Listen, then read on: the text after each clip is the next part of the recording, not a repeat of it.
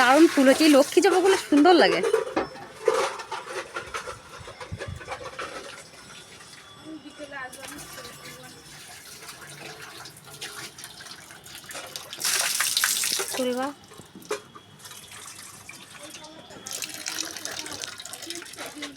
হ্যাঁ হ্যাঁ হ্যাঁ হ্যাঁ হ্যাঁ হ্যাঁ, জবা কালকে অনেক রকমের এনেছি।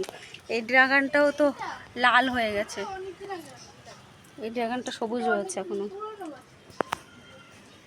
পেঁপে গাছটা তুলে একটু লাগিয়ে দিতে হবে, মৌসুম্বিলেও।